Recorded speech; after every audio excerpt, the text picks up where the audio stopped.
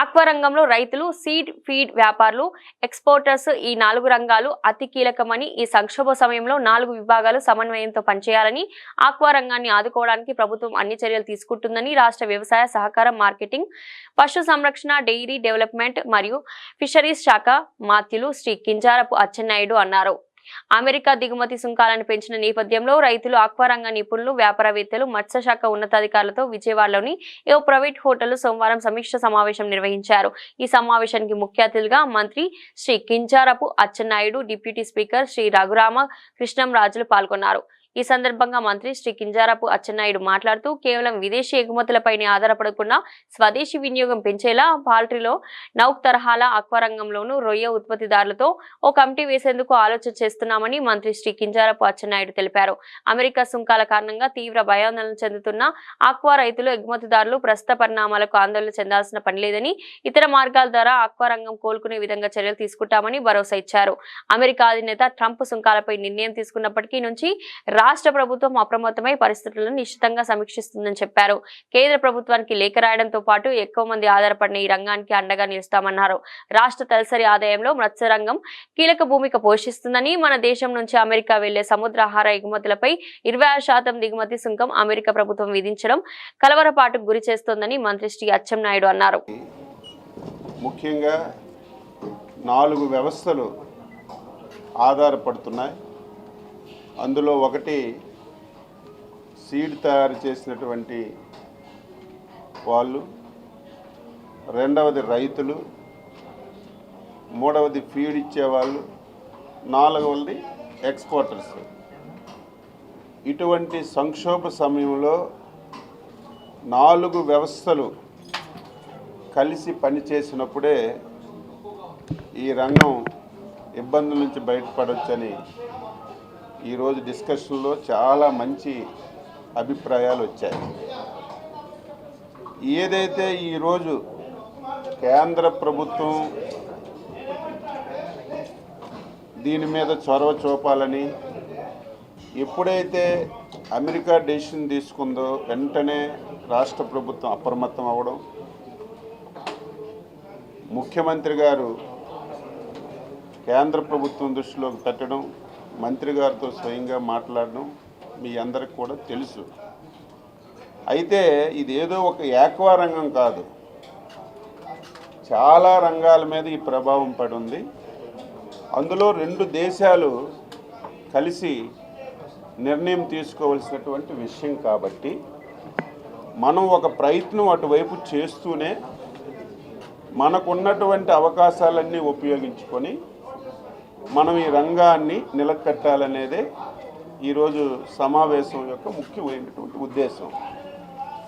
అందులో భాగంగా ఈరోజు ఒక మంచి నిర్ణయం తీసుకున్నాం.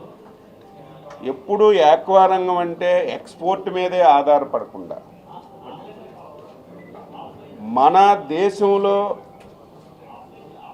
తయారైనటువంటి రొయ్యల్ని ఇక్కడ ఎంతవరకు ఉపయోగించుకోవచ్చు, దీనికి ఎన్ని అవకాశాలు ఉన్నాయి. ఉదాహరణకి ఈరోజు పౌల్ట్రీ ఉంది. ఒకప్పుడు పౌల్ట్రీ రంగం కూడా ఇంతకంటే ఎక్కువ సంక్షోభంలో ఉండేది. ఈరోజు వాళ్ళు దేశ స్థాయిలో ఒక వ్యవస్థను ఏర్పాటు చేసుకొని కొత్త సుంకం విధించారు. ఆ సుంకం అక్కడ కన్జ్యూమర్స్ కూడా కొంత భారం వహిస్తారు. అమెరికాలో నేను చెప్పేది, ఆ కన్జ్యూమర్స్ కూడా కొంత తట్టుకోగలరు. ఇక్కడ కూడా ఈ ఉపద్రవాన్ని ఎలాగా ఆక్వా ఇండస్ట్రీకి ఉన్న సమస్యల పరిష్కారానికి ఒక వేదికగా ఎలా మలుచుకోవాలి అనే దాని మీద కూడా చర్చించుకోవడం జరిగింది. ఇమ్మీడియట్గా రైతులు ఎవరూ కూడా ఏమాత్రం కంగారు పడవలసిన అవసరం లేదు. ఎక్స్పోర్టర్స్ అందరూ కూడా ఇమ్మీడియట్గా ఎవరైనా జబ్బు చేసిన ఇది ఆక్వా చెరువులకి వైరస్ లాంటిది వచ్చినా కూడా అటువంటి వాటిని మేము ఒక ప్రైస్ ఇప్పుడు ఒక 10 నిమిషాల్లో వాళ్ళు అనౌన్స్ చేస్తూ ఉన్నారు. ఎటువంటి ప్యానిక్ లేకుండా ఆ ప్రొడ్యూస్ని ముందు తీసుకోవడం జరుగుతుంది. ఖచ్చితంగా రైతు అన్నవాడు నష్టపోడు, ఇండస్ట్రీ ఆగదు. సీడ్ తయారు చేసే వాళ్ళు సీడ్ తయారు చేస్తారు.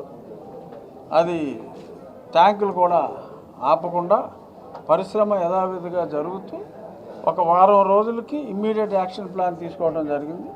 ఈలోపు ఇష్యూస్ అన్నీ కూడా కొంతవరకు ముందు కంగారులో మనం తీసుకునే నిర్ణయాలు వేరుగా ఉంటాయి. ఆ డస్ట్ సెటిల్ అయిన తర్వాత డెఫినెట్గా కొంత ఈ మధ్యన సోయాబీన్ రేట్లు తగ్గినాయి కాబట్టి ఫీడ్ మ్యానుఫ్యాక్చరర్స్ కూడా వాళ్ళ లాభాన్ని కొంత తగ్గించుకుని ఇక్కడ అందరికీ కూడా పవర్ సబ్సిడీ వస్తే చాలామంది ఆంధ్ర రాష్ట్రంలో మేమందరం బాధపడుతుంటే సంతోషపడే వాళ్ళు చాలామంది ఉన్నారు. వాళ్ళ గురించి నేను చెప్పబల్లా మీకు తెలుసు. ఆనందంగా సాక్షి పేపర్లో ఫ్రంట్ పేజ్లో వేశారు దీని మీద రైతుల సంక్షోభం అని. మేము ఒకటే చెప్తున్నాం అందరికీ, చంద్రబాబు నాయుడు గారు ముఖ్యమంత్రి ఇక్కడ, గుర్తు పెట్టుకోండి, ప్రతి ఒక్క రైతుని ఆదుకునే బాధ్యత ఈ ప్రభుత్వానిదని కూడా నేను మనవి చేస్తా ఉన్నా. ఏ రైతును కూడా వదిలే ప్రసక్తే లేదు. ఈరోజు ఈ డిస్కషను నెక్స్ట్ రేపటి నుంచి రైతు సదస్సులు పెట్టమన్నారు. అన్ని ఆక్వా రంగాల్లో రైతు సదస్సులు పెట్టాం. మేము ఒకటే చెప్తున్నాం, ఈ ప్రభుత్వం అన్ని రకాలుగా ఆక్వా రైతుల్ని ఆదుకోవడం మా బాధ్యత. ఆ బాధ్యత మేము నెరవేరుస్తాం. ఈరోజు సాయంకాలం 4 గంటలకు సీఎం గారితో కూడా మీటింగ్ ఉంది, అక్కడ కూడా చర్చిస్తున్నాం.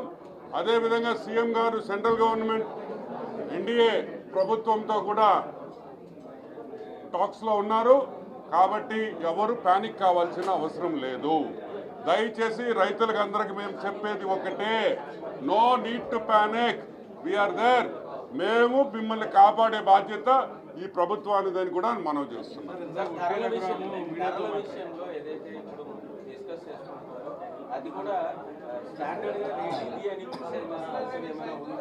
యాక్చువల్గా ఇప్పుడు ఈరోజు డిస్కషన్లో మేజర్గా బయటపడింది ఏంటంటే రిక్వెస్ట్, ఒక 1 వీక్ టైం అడుగుతున్నారు ఎక్స్పోర్టర్స్.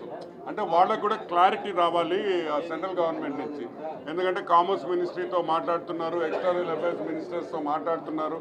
కాబట్టి వాళ్ళు ప్రైజెస్ డ్రాప్ కాకుండా చూస్తామని వాళ్ళు చెప్పారు.